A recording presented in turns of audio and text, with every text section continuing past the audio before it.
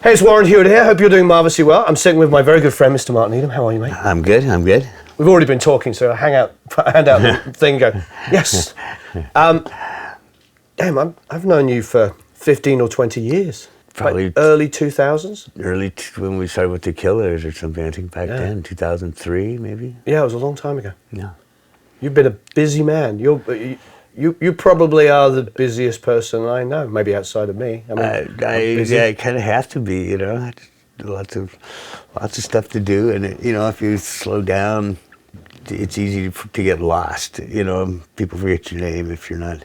I don't know. I just find working hard keeps me out of the bars. You know. Yeah, but I think one of the things that maybe people don't know about you, is the fact that you're really heavily into band development. I would say arguably the best at it. You've taken many artists and developed them and got them signed, and they've not just got them signed, actually seen them become very successful.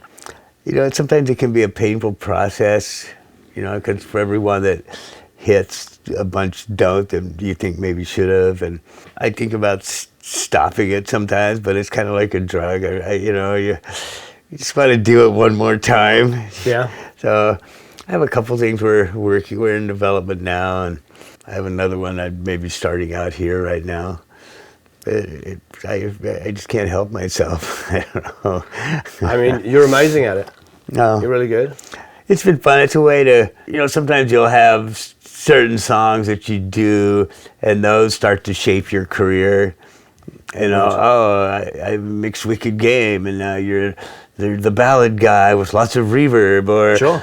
I did Cake, then everything was dry, then everybody sings this stuff that's super, it's like, and I hate for the last record or labels, or what bands send me to define what I want to do. So that's why one reason I get into band development is I can map the course for where the next sound that I want to try to do, or where I want my career to go, right, rather than just be defined by what people are sending you to mix. Sure. That's kind of part of a lot of it. Makes perfect sense, but as you've just pointed out, massively eclectic. I mean, you don't really have a genre. You go Killers at a time. It's interesting. I'm going to go on one of my famous tangents. When I still listen to, if I listen to satellite radio and listen to like Alt Nation, bands still sound like the Killers. You notice that? Mr. Brightside is I think it's 54 on the UK charts this week. It is? Which is just hysterical, 14 years later. Yeah. But it's like, I hear great bands like Atlas Genius or something like these, is Australian. I mean, to me, it all just sounds like a version of the Killers. And I don't mean that. Young the Giant, great band. But it's still, Imagine Dragons, these are bands like 14 years later that are still blending all the same elements. I mean, that was an interesting record. It was kind of a real departure from what was going on. And those guys were super talented, that Brandon's phrasing and Mark's bass playing. Mm-hmm. So to find that, the interesting arrangements, great songs. Just such cool words. I remember when they were being shopped around. I'm sure you do as well. You're part of it. Shopped around LA, and they couldn't get arrested. No. And then they went to England and got signed, and then sort of came back as this sort of imported from England. Yeah, I mean, it wasn't the only reason that it's signed in the UK is because we couldn't find anybody else who would sign it. I will say Pete Jaberger, shout out to Pete Jaberger, he loved the band. Remember, he was at Epic, he loved the band, he couldn't get it signed. And he was telling me, this band's going to be huge. Scott Austin over at Mavericks, Scott made an offer for 3 bands that we were developing at the same time. Mm-hmm. And Scott made an offer for all 3 of them as a package, but his boss turned it down. Wow. So we had Scott and Pete, like the only guys that were... That was kind of it, but basically the Lizard King thing was the only option left, but that was just for the UK territory, so it really didn't hurt them worldwide, and it's great. People thought they were from the UK or something. Well, and to be honest, they kind of sounded that way. Yeah, right. It sounded like 80s, new wave with a modern twist. He had a little bit of an accent almost to in his vocals, which is sometimes people kind of default to that a little bit when they're nervous when it's their first project. They get some kind of a little bit of an accent. Right. Just, learning who you are as a vocalist and stuff. Sure. And sometimes you can hide behind a little accent as you develop who you are. And I think maybe that was part of it too. But yeah, they came out of, Mr. Brightside blew up so quick over there. It was funny, yeah. I mean, it's a band that just keeps getting played. Oh, yeah. Now I'll listen to Alt Nation, and they'll be on, and then 10 other bands, and then they'll come back on. Yeah. And it will just feel like a continuation. And it is a blend of a lot of great things as well. So, the influences are there, but they're all influences that we love, so. Yeah, I mean, I think a lot is in the arrangements on that stuff. Where the drums are busy, the bass is incredibly busy. Mm-hmm. I mean, the guitar is doing more just those, higher lines and stuff. He's not really taking up tons of space. So there's no generic rakes or chugging or anything like that. Yeah, there's none of that. Which was like all that was on the radio at that time. Because we're talking like the death of new metal, but everything was still... like we were joking about the raw bands, so it was all big, massive, full chords, and then this band comes along with like high-line guitar parts. Yeah, it was exciting. Yeah. It blew up the radio, and God bless it. I mean, we've done a few where the Chris Isaak thing that I did with Eric Jacobson, that was one sound or something. I mean, I like all kinds of music. Absolutely. You work with Fleetwood Mac? I don't really find, I do EDM stuff. I do, stuff I like. I don't really see a big difference mixing. I mean, I approach the mix differently, but sound-wise, but I don't really see a big difference mixing different styles. I mean, what you're trying to do you mix stuff, right? You're just trying to make the sound fit with the emotion of the song, or get across. It's like, okay, well, this one I want to sound this way, or it's not.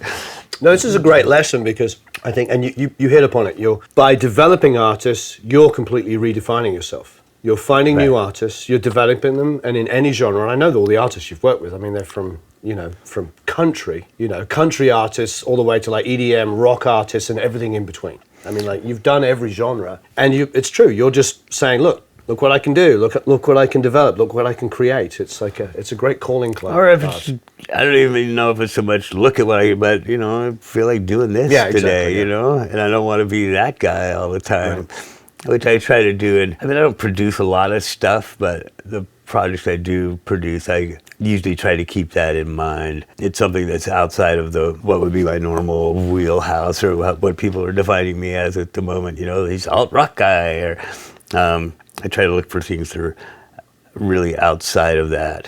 Who are you working with at the moment? You're excited, development-wise. There's a woman singer in LA that's Mealy that we're working with. I'm with a friend of mine, Pop Levi. So the three of us have been working together for a while, and we thought we were ready to roll something out, and then 2 days ago they just came in with a new song that kind of shifted the whole direction a little bit into like punk funk or something. And I just went, we got to stop. We got to lose the 5 previous tunes that we'd settled on. So we're starting over, because I think her believability is more apparent to me in this song. And I think it's kind of a unique style. I just think it suits her voice and suits her attitude better. That's great. I'm developing a project with Andrew Brightman, working on that. I don't know if you've heard that singer, the female singer that he's been working with. Ariel? Yeah. Yeah, I wrote a song with her a while ago. Oh, good. Yeah, she's good. So, we went in and recorded 4 songs live. Oh, you're live? We actually kind of did it, because she has that phrasing that's a little reminiscent of Brandon Flowers. Mm-hmm. So we actually just did 4 songs and kind of did the same thing that we did on Hot Fuss a little bit, just to arrangement-wise and the voicing of the instruments and stuff. Great. She did all the vocals live and killed it, sang for 9 hours straight, which is a long time. Got all the vocals live. It was. I thought she was very talented. Yeah, the stuff I'd heard at that point was like really ultra produced, and then I met her, not stuff you'd done, some stuff other people had done.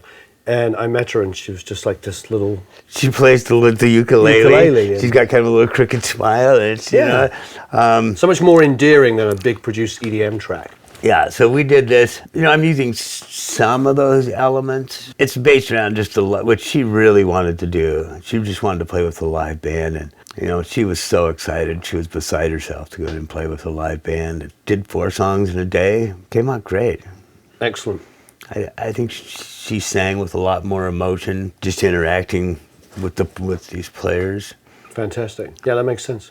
So there you go, perfect example of all these different genres and different ways and stuff.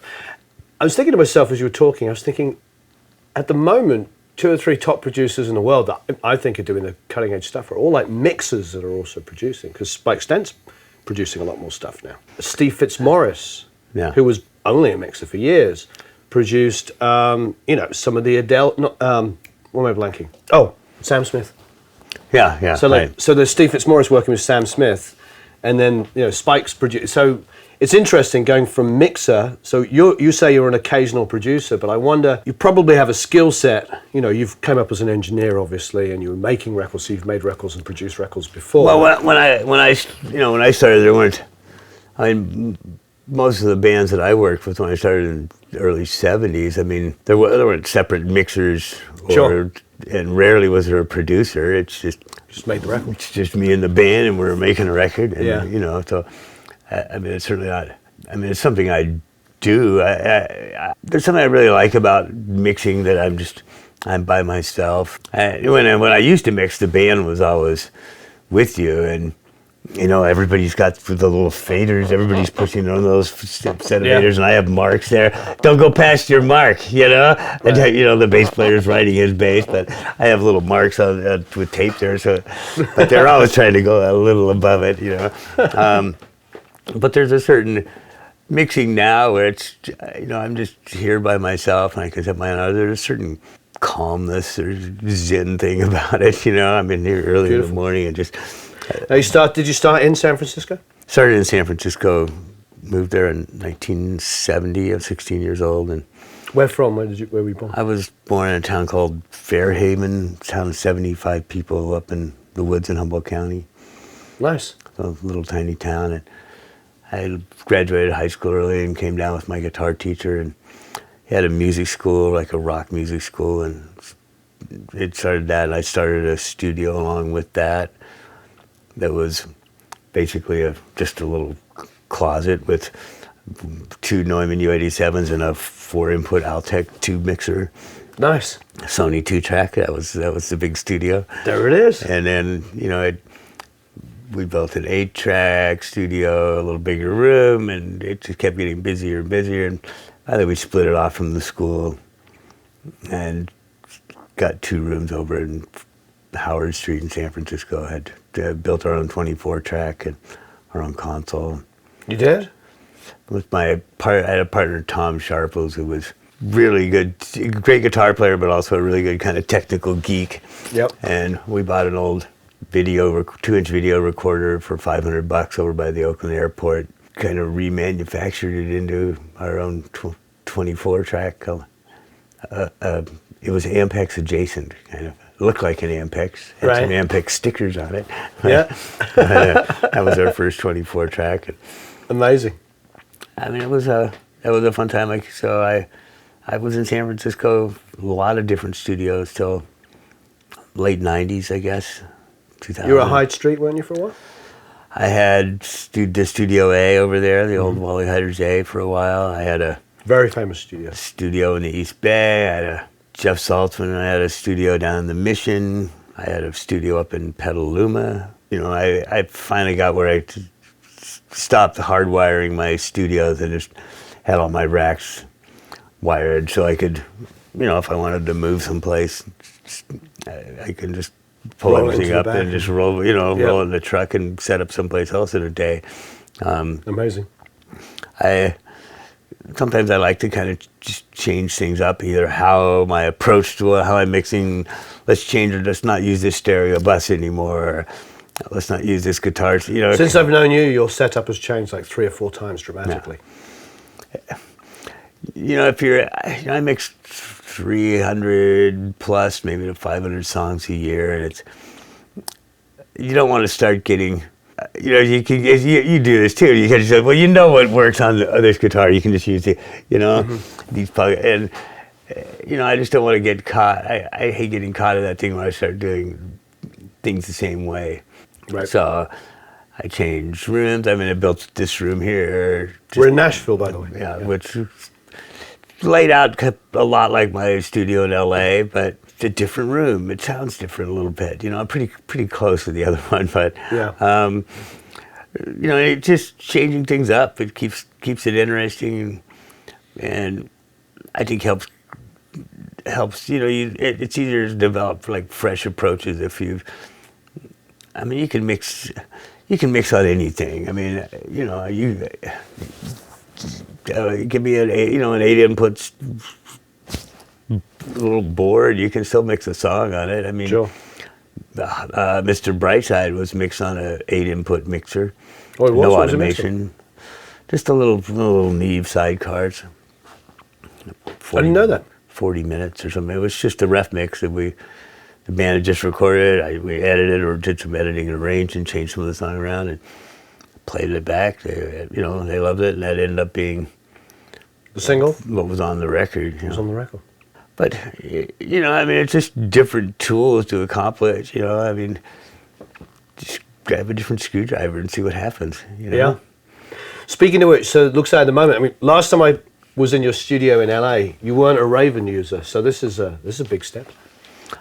I had Steven built one for me.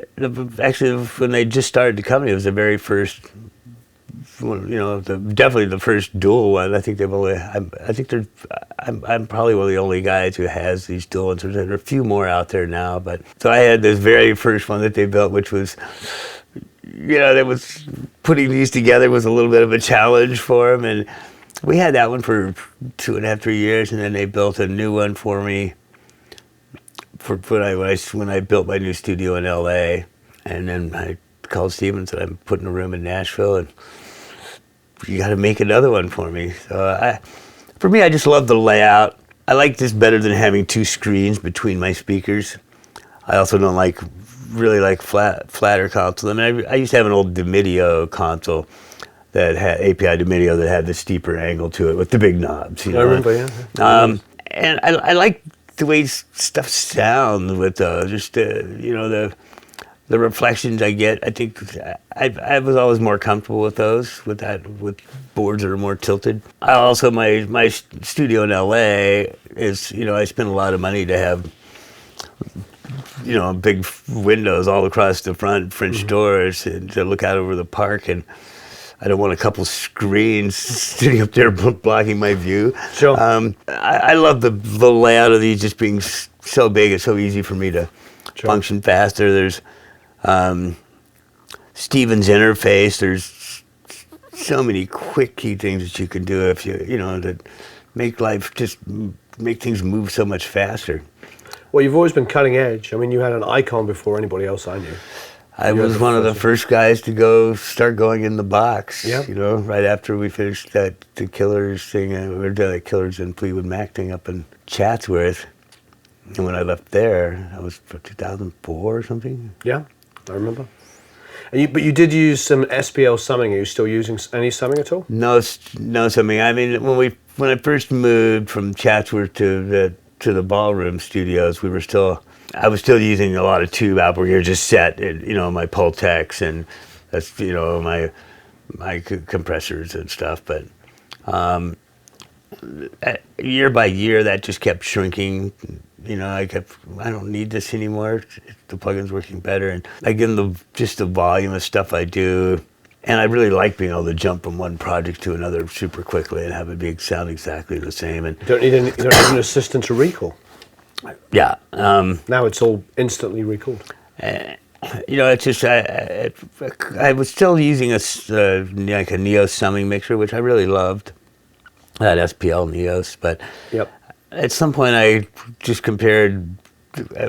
When 11 came out, just comparing through the submixer to actually all in the box, and to go through the submixer and still come back digitally, you're increasing your A to D trips, which that sounded, but by the time you go in and out of these A to D converters to get to the summing mixer, unless I'm printing back to analog, it was better staying in the box. So, and I was happy to just get all in the box. I get anything that I mix really fast. I don't stop and fret, like I said earlier, I don't fret over each little sound and what's it, I know I have a sound in my head. I know how to get it with, I have endless amounts of plugins. I know what they all do, and I can hear something in my head and just do it really. I like to be able to move super fast to a tune and have that part of it. The more seamless that can be, it's like, I wish that kick drum sounded like, okay, there it is, and you move on to the next thing and be able to just put stuff together and then listen to the song as a whole, then break it back down and build it back up. And, but just to see your vision come together quicker, I just works better for me. That's not everybody's process, and I know a lot of great mixers who don't do it that way, but that's the process that works for me. I find most mixers I know of your level work fast because you're listening more and not getting obsessed with one sound for half an hour. I know some guys who work really slow, or I really admire their Mark work. Ender does work slow, Yeah. He can take a day and a half on a song, sometimes 2 days. I agree. Yeah. I mean, it's whatever works for your creative process, Yeah. I mean, mine just... No, this is true. Yeah, mine works... Working fast works better for mine. So. Yeah. Well, do you find yourself not working so much in solo? Are you soloing things a lot, or are you listening to things more as a whole? I mean, I start to I just listen to the ref mix, or I just pull the faders up if there's not a mix, and just listen to what I think the song is. And right. Usually from that, I just have a pretty quick vision in my head of where I want it to go, and I just start at the drums and just keep building stuff in, just roll down through the mix, and then get kind of a general master level where I think it should be, and then I turn everything off and roll through it really fast again. And I would say one of the things I admire about your mixing is your drum sounds. You're always able to make the drums sound big without resorting to putting massive amounts of reverb all over everything. You've always got you can have a dryness to your drums without it sounding small. Because technically it's easy. Take a snare and go, oh yeah. And suddenly it's the big snare. Your snare can take up so much room and be so massive without tons of verbal over it. It's like you always bring impact and excitement to your mixes through your drum sounds. I'm a pissed off, aggressive guy. What can I say?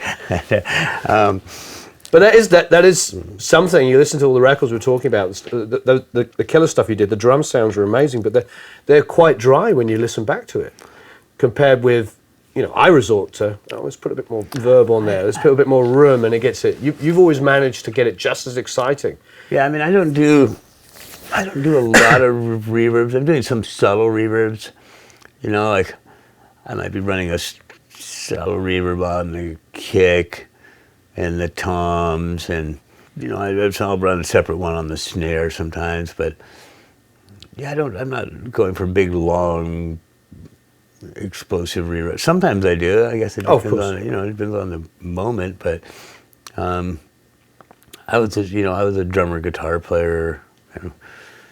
Originally a guitar player. I started playing drums because I couldn't eat just playing guitar. At San Francisco, Everybody play guitar. Everybody play guitar. Yeah. I could play drums, and not that I was a great drummer, but I could play. I could play the songs enough to make a little money and be able to eat the next day. So.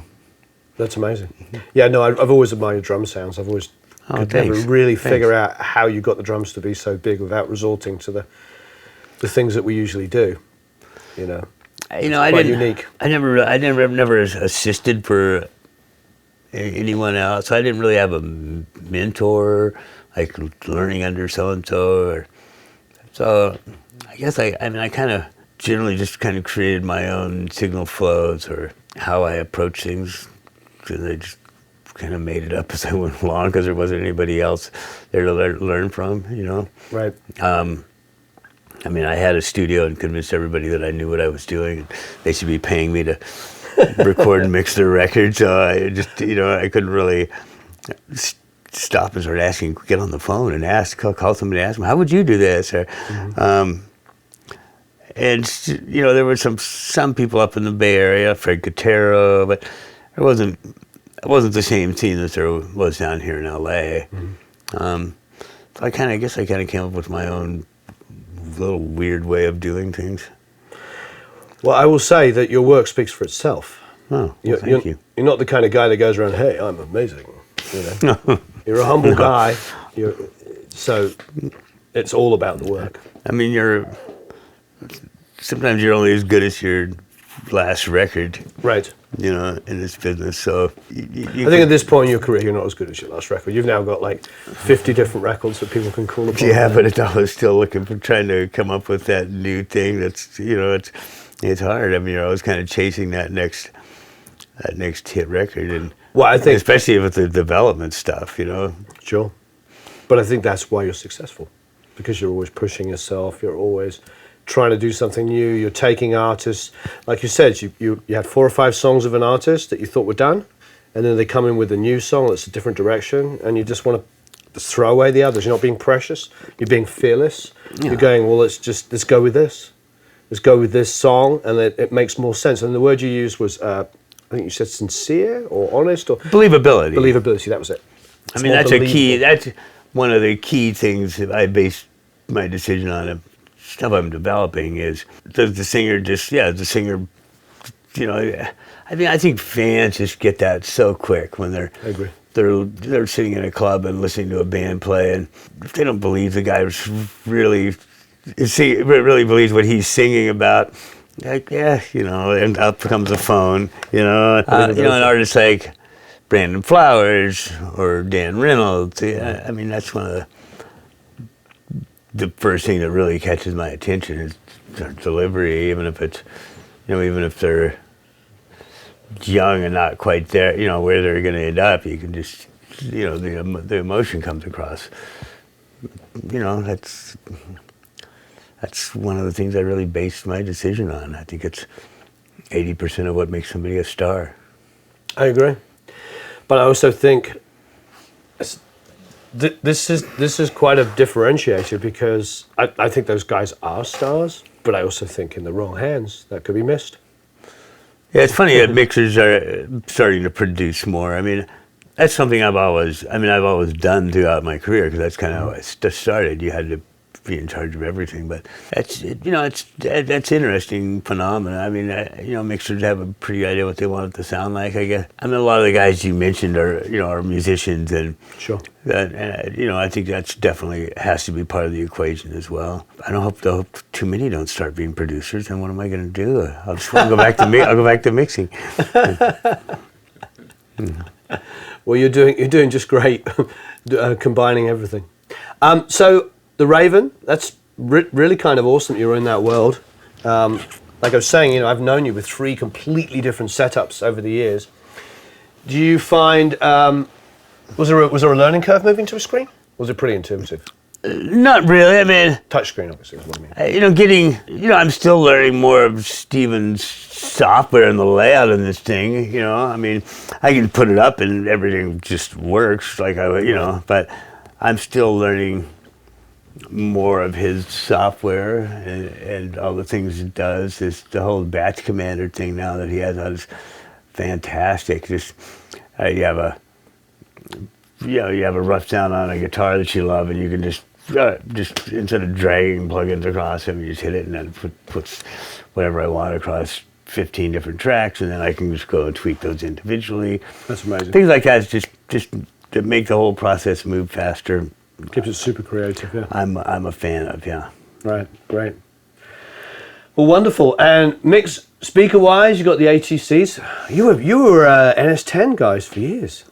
I've had a lot of different speakers, Yeah. combinations that I would stay with, but for a while, then switch. But I was on NS10 with the sub for a while. Before that, I had, I've had a bunch of different genres of stuff. The ATCs I've been on for a while. I have actually these are the 25s. I have the 45s in the studio in LA, and I really like the ATCs. I've been, Great. But I've kind of tweaked these 25s to sound a little more like the 45s, because I really love the 25s. When I first switched over to the 45, it was like, oh my God, all my mixes sound horrible. I got to go back and rethink everything in my life, What is my purpose in being here? But I've really gotten to love the 45s, and I've kind of tweaked the mid-range on these a little bit to be closer to what the 45s are. The ATC and Brad have been great to me, That's fantastic. since they've let me try 2 different things out. But I'm loving these. And just spending you're saying a week or 2 here in Nashville, and then the same thing in LA. Kind of back and forth for right now for a while. That's great. I'll do this, I want to definitely invest a year doing this and then see what I want to do from there. It's just different ways to change things up and try something new. Fantastic. I have a lot of friends out here that I work with, and it's nice to be out here for us to interact in person as well. Yeah. Rather than all over the phone or internet. So it's amazing. You're staying mainly. Do you have? I'm going to get asked. So if I don't ask these questions, people will criticize me. Do you have any flavors of stuff that you can't live without? What is there any go-to stuff? Because I'm going to get asked. Oh, plug-in wise? Yeah, plug-in wise. I mean, all the UAD stuff. I mean, you're a UAD guy. I have all every UAD plug-in, and I love it when I see the email come in that they've got something new. It's like awesome, it's like Christmas, and that'll end up on my mixes for the next 2 or 3 weeks, and there's some that certainly come to the top a lot more, but I use pretty much everything they make a lot. I still use a lot of Waves. I still go to the Waves SSL. Yep.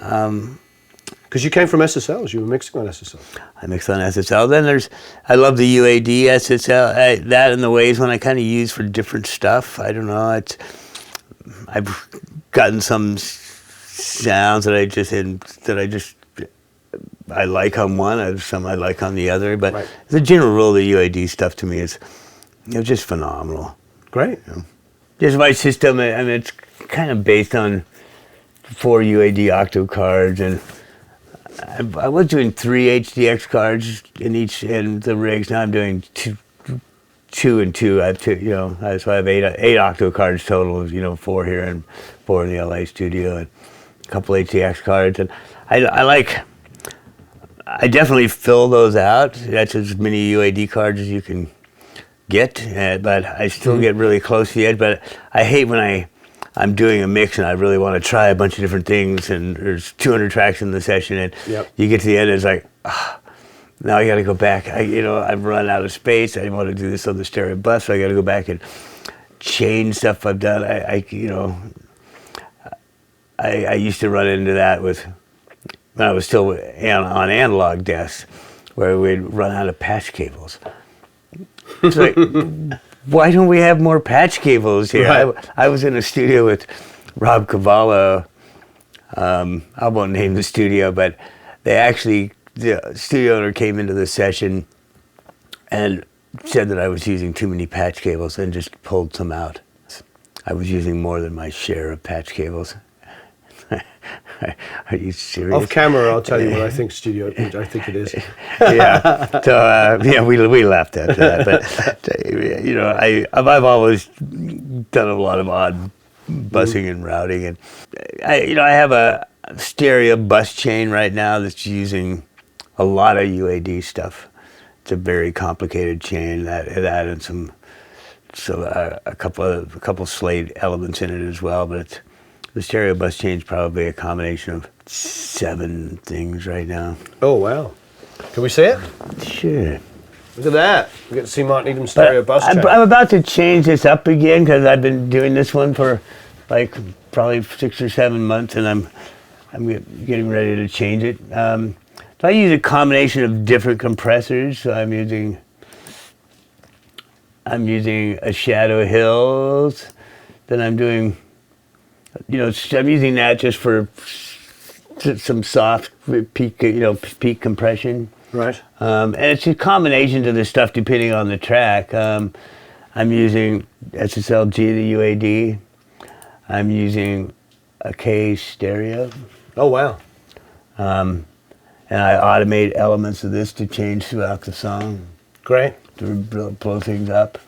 I'm using... Oh, the Moog. I'm using the Moog sometimes. Depending on this, I'll have all these in my chain, and sometimes Sometimes I'm not using this at all. Sometimes I'm boosting some subs with it. I'm using UAD ATR.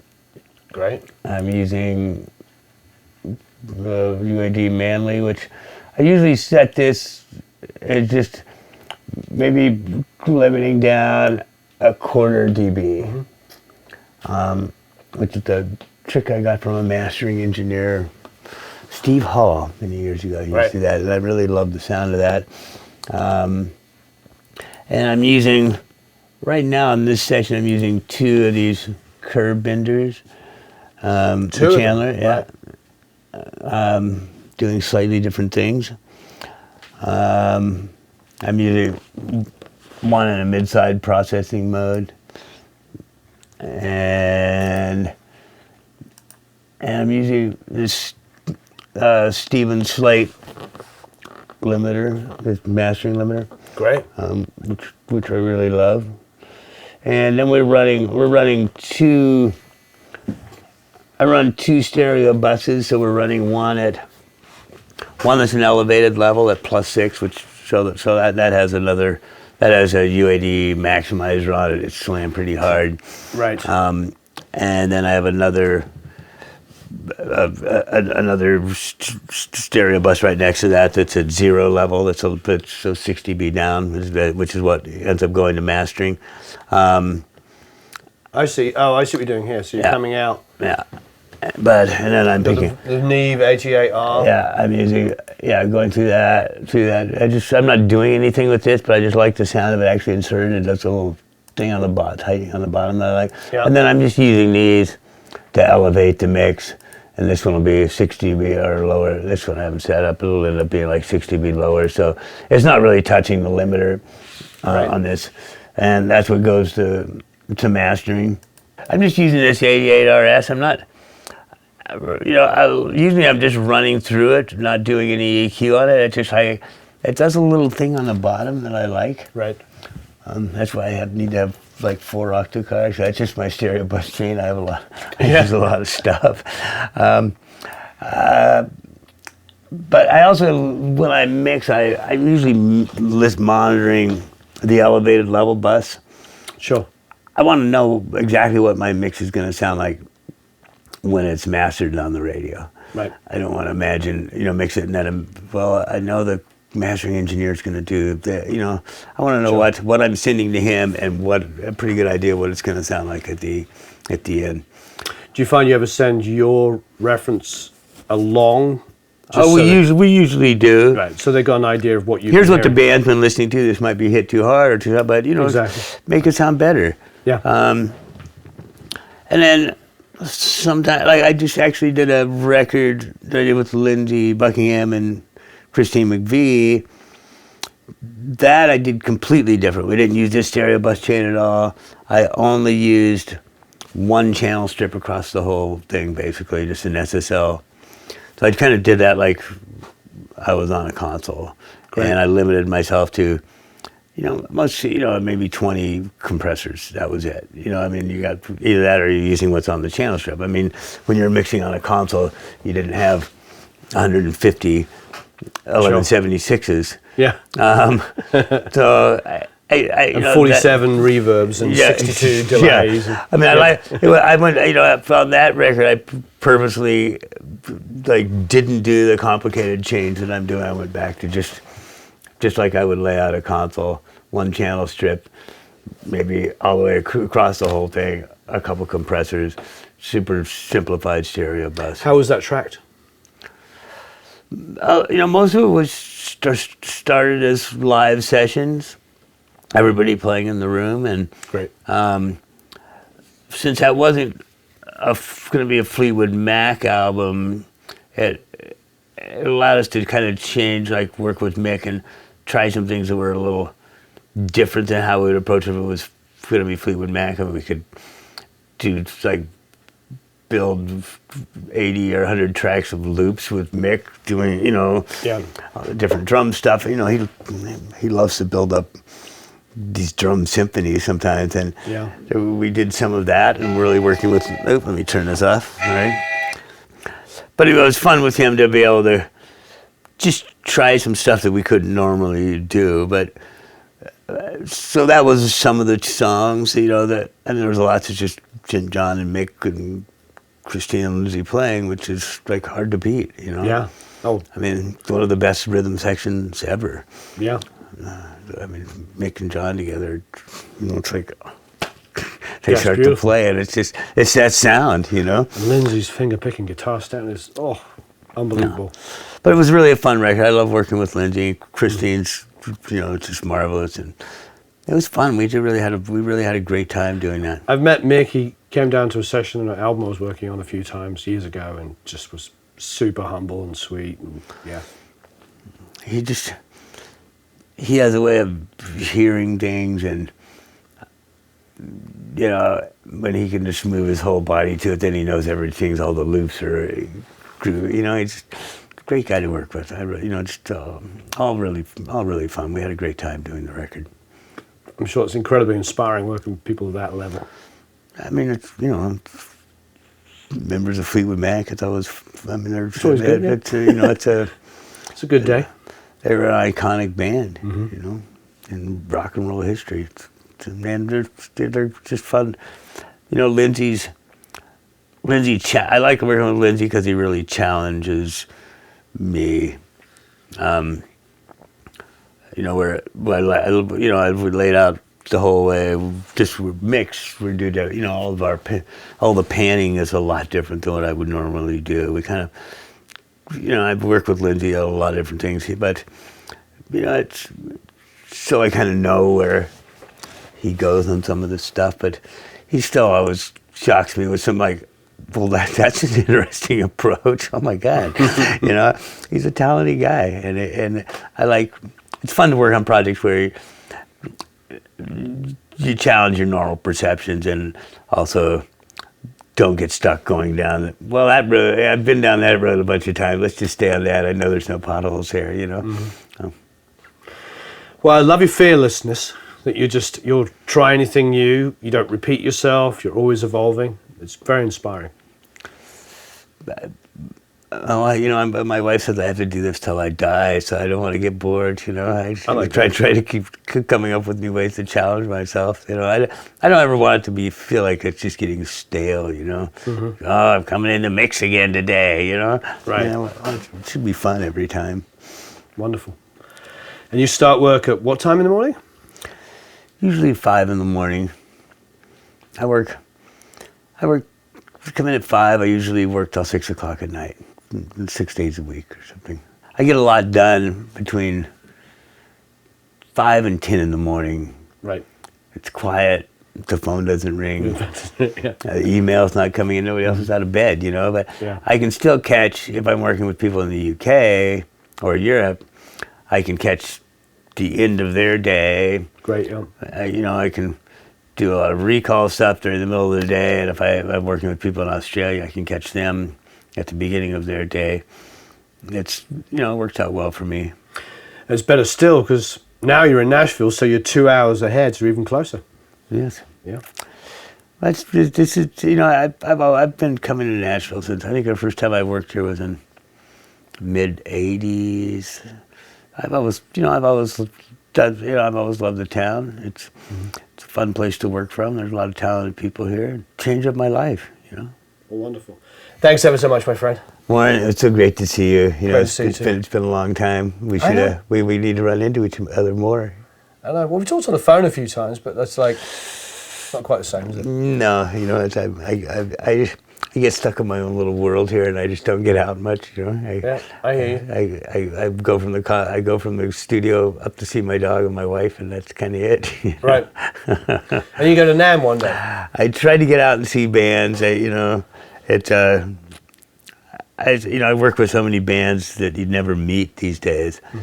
Because everything's over the internet and labels don't pay to fly them out. I do really try to make an effort to go out and see all the bands that I work with live. Just, you know, that's what we're supposed to be emulating, what they can do live, you know. So, yeah, absolutely. So it's you know, I try to do that and get out, but otherwise I'm kind of a homebody, you know.